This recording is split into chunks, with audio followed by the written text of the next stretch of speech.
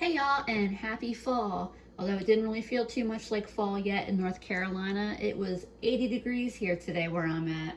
But regardless of the temperature, fall does mean that many of my favorite produce are becoming in season and super cheap. I got this butternut squash this week at Aldi for 69 cents a pound. Today I was going to share with y'all one of my favorite fall soups. And I'm a eat soup all year round kind of girl, but because the butternut squash is so cheap this time of year, usually I only eat it in the fall. But so it is an Instant Pot or pressure cooker butternut squash soup, and it is one of my favorites. I just have some chicken broth that I just got done making it, so I'm actually gonna pop these three in the fridge. But I mean, I'm ready for soup season here. And then this one I'm gonna leave out. It's about 2 cups of broth that is gonna go into this soup. Here are the main ingredients for my soup. I use a couple of apples. I don't worry a whole lot about what kind of apple it is, as long as it's not a Red Delicious. These ones are Gala. I go for whatever's on sale. I use 1 onion, kind of on the smaller side. Yellow or white, doesn't really matter. Carrots, I'm using a couple carrots because these are kind of skinnier carrots. Otherwise, 1 large carrot. There's room for flexibility in this soup. You don't need to stress too much. And then the star of the show, the butternut squash. Dealing with the butternut squash is very easy.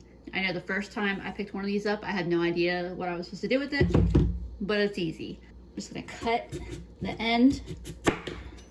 I like to cut both ends of the squash off.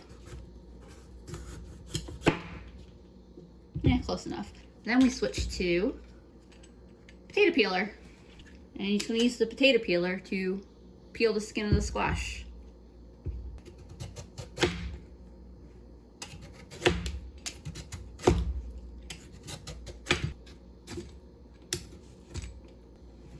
Alrighty, he is peeled. So now we're gonna start cutting this thing up.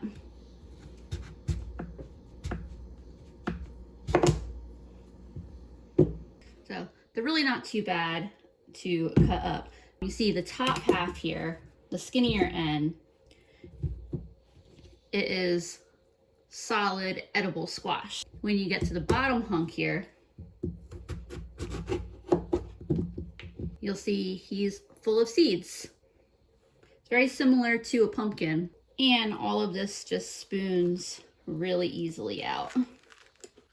So you could toss these seeds, you could put them in your compost, or you could eat them. They're great to roast. You can eat pretty much any squash seeds, and butternut squash is no exception. So now that we've got our squash down to the bits that are gonna go into our soup, I am just kind of like roughly cubing it. I'm not too worried about the sizes. They go into the pot. Next up is the carrots. The carrot tops here, I'm just gonna set them to the side. I'm gonna put them in my freezer bin that I use for veggie scraps to make more broth with. And then I'm just roughly chopping these into chunks. This whole soup is gonna get blended later once these are all super soft, so they don't have to be, too small. And then the onion, same thing. This is going to the side. That's going in my broth. This does not need to be finely diced or anything either. That is plenty enough for me. You could always saute these if you wanted a little more depth of the onion flavor in your soup, but not necessary.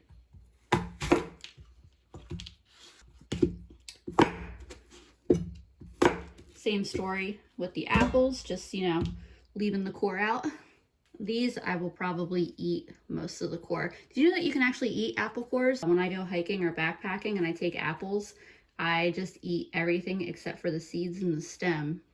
Also adding about a tablespoon or so of minced garlic. You can, of course, use fresh chopped garlic. In fact, that's probably the better option, just as long as it's around a tablespoon, you know, however many cloves you need to get to that. My broth, it's about 2 cups, like I said. I'm using chicken broth. You could use vegetable broth. I don't salt my broth, so I'm taking that into account as I add salt. You'll probably want to add a little bit of salt either way. I also add pepper. Now see, if you ask me on amounts for spices, that's where it gets a little dicey because I don't usually measure my spices. I'd say maybe, I don't know, maybe a half a teaspoon of pepper. I mean, really, you can adjust the spices later on if you need to. Y'all, if you watch my stuff, you know I like cayenne, that I love cayenne. I add a little bit of cayenne to this soup. Probably, I don't know, a quarter of a teaspoon maybe a little less than that. It doesn't make it spicy. It just gives a nice like warmth and heat to it. And then cinnamon. And you can always add some more of these spices later, so don't get too stressed out that you're not adding enough. Let me bring you over here. There's what everything looks like in the Instant Pot. We're ready to get it started. You can use any pressure cooker, like you don't have to use an Instant Pot. You know, Instant Pot has kind of been the big name brand for a while now since it came out, but I mean, there are so many different brands of electric pressure cookers at all different price points. So, 2 hours, see, 2 hours is from when I did my broth. We're gonna take that way down. This is not a soup that's gonna take 2 hours to make. There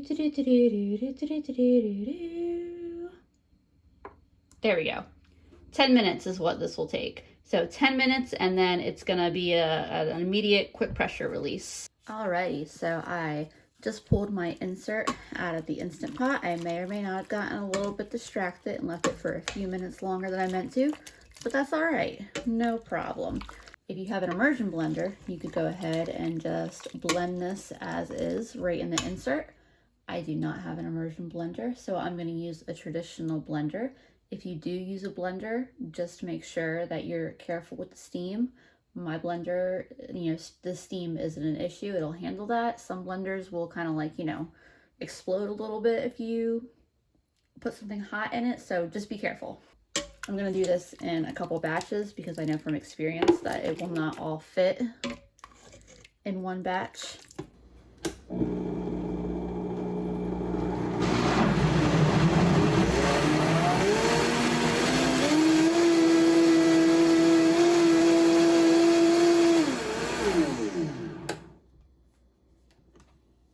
I just have a big bowl that I'm going to add that to.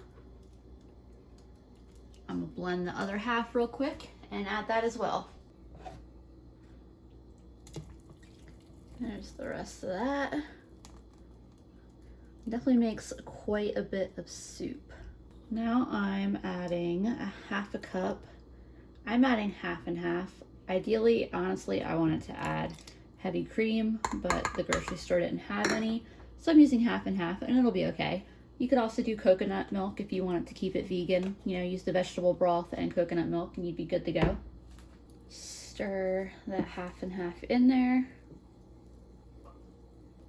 At this point, I will give it a taste, see if I need to adjust to any of the spices, but otherwise it is ready to serve. So I've just served myself up a nice big bowl of the soup. There's still tons left. It is warm, not just, you know, it's not just a hot soup, but it warms you from the inside out. It is just one of the most perfect fall soups. It would go especially great with a nice fresh baked loaf of bread like this one. Admittedly, it is not my best loaf, but that is okay because it smells really good. I just mixed in a little dollop of sour cream, and that is especially delicious. Well, I hope that y'all decide to try this recipe out because it is one of my favorites, as I think I've said at least a couple times. Whatever you've got going on, I hope you're eating good food and enjoying the changing of the seasons. See y'all next time.